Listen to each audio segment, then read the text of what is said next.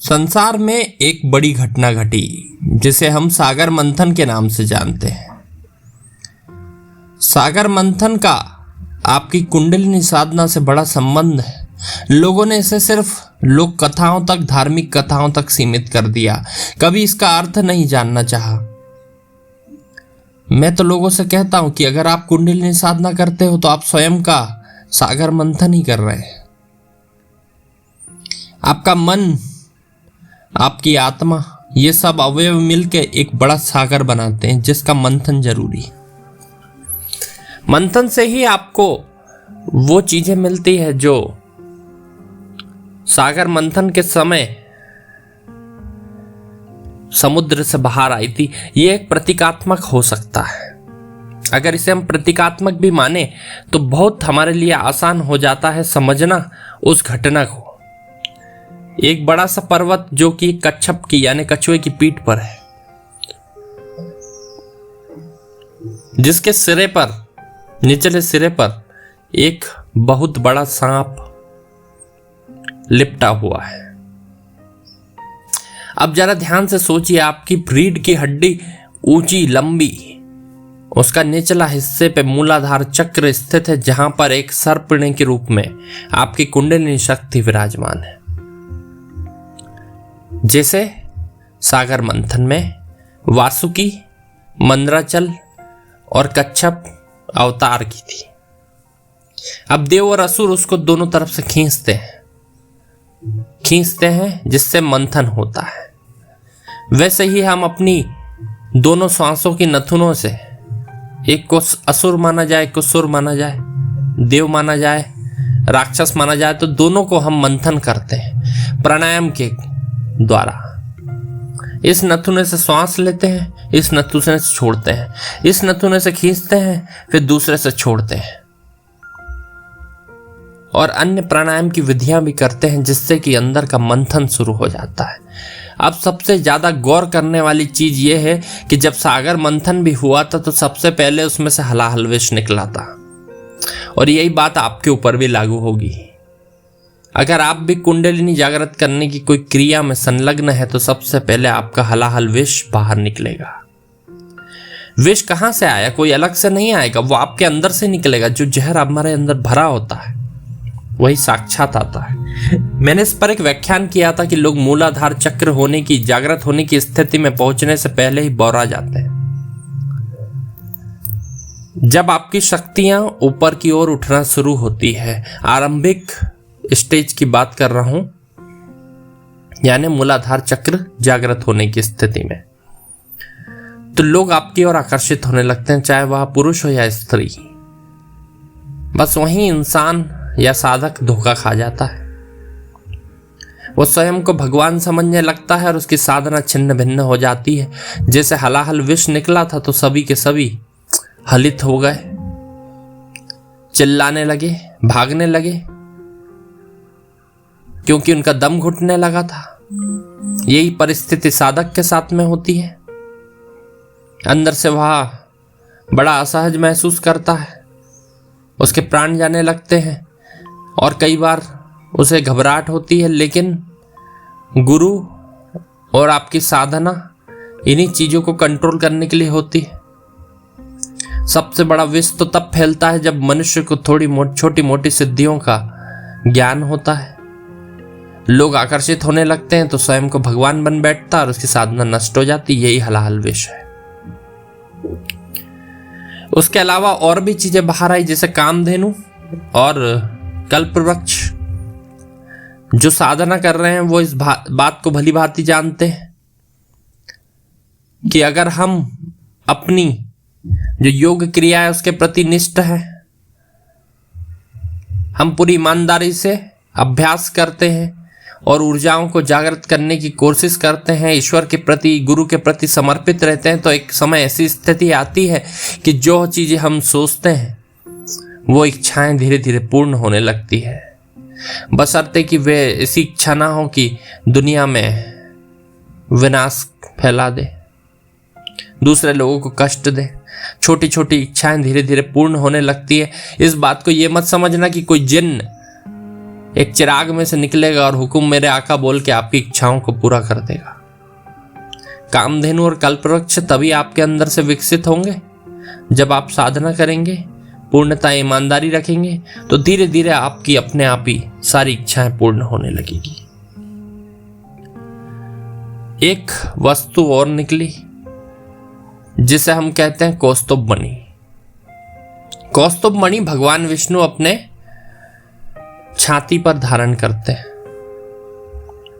कौस्तुभ मणि के निकलने का अर्थ है एक रत्न जिसे हम देखते हैं तो हमें प्रतीत होता है, कोई व्यक्ति अगर रत्न धारण किए हुए तो हमें देखकर प्रतीत होता है कि बड़ा वैभवशाली व्यक्ति है, समृद्ध व्यक्ति है। तो समृद्धि और वैभव भी कुंडलिनी शक्ति के दोहन से बाहर आता है। अप्सरा रंभा भी बाहर आई थी। रंभा के बाहर आने का यही अर्थ है कि आपका शरीर और आप स्वयं इतने प्रभावशाली बन जाएं, इतने सुंदर बन जाएं। सुंदर का अर्थ यहां पर शारीरिक बनावट से नहीं है, जिसमें ईश्वर की आभा आ जाती है वह स्वयं सुंदर हो जाता है। लोग उसके प्रति अपने आप आकर्षित होने लगते हैं, जानवर जीव उसके प्रति आकर्षित होने लगते हैं। लोग तो क्या आकर्षित होंगे, मन में इतना बड़ा मैल का पर्दा होता है, विरले ही होते हैं जो उसे पहचान पाते हैं, लेकिन जीव जंतु मन के बड़े पवित्र होते हैं, उस व्यक्ति की ओर खींचे चले जाते हैं। अप्सरा रंभा के निकलने का यही अर्थ है कि आपके अंदर ईश्वरीय आभा आ गई, ईश्वरीय सुंदरता आ गई, आप भी सुंदर हो गए। फिर निकला था सुरा। सुरा तो आप जानते होंगे, वारुणी। लोग उसे मदिरा से संबंधित मानते हैं। ये बड़ा दोष है लोगों में, जैसी जिसकी सोच होती है, तो छोटी सोच है तो छोटी चीज सोचेगा वो। अगर अंदर से उसमें वारुणी निकलेगी, सुरा निकलेगी, तो आह दारू निकल गई। यहां पर उसका अर्थ दारू या मदिरा बिल्कुल नहीं है। अंदर से जो सुरा निकली उसने बड़ा मादक प्रभाव उत्पन्न किया। ऐसे जब अब ईश्वरी साधना करते हैं, भक्ति में रम जाते हैं, अपनी कुंडलिनी शक्ति को ऊपर की ओर उठाते हैं, तो आपके अंदर से भी सुरा निकलती है। आपने भक्तों को देखा होगा, सुध-बुध है नहीं शरीर की, बैठे हैं ईश्वर के रस में मग्न, एकदम लगता है कि नशे की स्थिति में। बस वैसी स्थिति आपके साथ में होती है। जो आनंद प्रवाहित होता है, ऐसा लगता है कि दिमाग में किसी ने कोई केमिकल छोड़ दिया, अलग से ही आनंद आ रहा है, बस आए जा रहा है, लगातार आ रहा है। इसे ही सुरा कहते हैं। फिर निकली लक्ष्मी, जिनके बारे में बड़ी चर्चा होती है। पूरा संसार तो लक्ष्मी चला रही, लक्ष्मी माता। लोग यहां बैठे बैठे जैसे मैंने लक्ष्मी का नाम लिया तो जय बोलने लगे मन ही मन में। लक्ष्मी प्रतीक होती है वैभव की, धन की, समृद्धि की। कुंडलिनी साधना से जब व्यक्ति अपनी ऊर्जाओं को ऊपर उठाने लगता है तो ये धन, मान, सम्मान, वैभव आदि उसके पास में खींचे चले आते हैं। उसे आवश्यकता नहीं होती किसी चीज को पुकारने की, स्वयं आ जाते हैं। दो चीजें और निकली, उच्च सरवा घोड़ा और ऐरावत हाथी। आज के समय में जिसके पास में बड़ी गाड़ी ना हो, अच्छे साधन ना हो चलने के, तो उसे भी हेय दृष्टि से देखा जाता है। बस यही चीज वहां पर आपको प्रदर्शित की गई कि आप अपनी ऊर्जाओं को ऊपर उठाते हैं तो आप अच्छे वाहनों को भी अपनी ओर आकर्षित करते हैं। आपने बड़े बड़े संतों को देखा होगा, उनके पास में नहीं होता वाहन, उनके नाम पर रजिस्ट्रेशन नहीं होता, लेकिन अगर वो इशारा कर दे तो ऐसी ऐसी गाड़ियां आके खड़ी होती कि बड़े से बड़ा व्यापारी भी शर्मा जाए। यही स्थिति इसमें वर्णित है। और सबसे अंतिम चीज जिसकी प्राप्ति के लिए बड़ा झगड़ा हो गया वो थी अमृत। अमृत व्यक्ति जब समाधि की स्थिति में पहुंचता है तो उसके अंदर से अमृत निकलता है। अमृत के लिए आपको अपने मूलाधार यानी सबसे निचले चक्र से आपको सबसे ऊंचे चक्र आज्ञा चक्र तक जाना पड़ेगा। उसके बिना अमृतपान नहीं हो सकता। कुंडलिनी शक्ति को ऊपर की ओर उठाओगे तभी तो अमृतपान होगा। हमारे छठे चक्र यानी आज्ञा चक्र के पास में स्थित, जिसे हम सातवां चक्र भी कहते हैं, ऊपर कपाल पर होता है, चंद्र की आकृति की तरह दिखता है। उसकी हजारों पंखुड़ियां होती है, उससे अमृत लगातार झर रहा है। पर इस मंथन में निकलने वाले अमृत को अगर पान करवाना हो तो सांप रूपी जो कुंडलिनी शक्ति नीचे बैठी है उसको ऊपर की ओर उठाओ, तब वह अमृत पान करेगी। और इस प्रकार से वो जो घटना बाहर घटी थी सागर मंथन की, तुम्हारे अंदर घटेगी और उससे निकलने वाले ये सारे रत्न आपको इस संसार में प्रख्यात करेंगे, विख्यात करेंगे, आपको समृद्ध करेंगे। अगर कोई व्यक्ति बोलता है कि मैं कुंडलिनी साधक हूं और वो फटीचर है तो उसकी बात मत मानो। एक प्रभाव तो होगा, कम से कम उसमें इतनी क्षमता तो होगी 30-40 का पेट भर दे।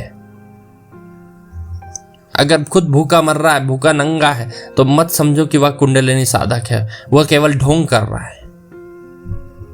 कुंडलिनी साधक स्वयं का पेट भरने में सक्षम होता है, दूसरों का पेट भरने में सक्षम होता है, दूसरों पर दया करने में सक्षम होता है, इस संसार का कल्याण करने में सक्षम होता है।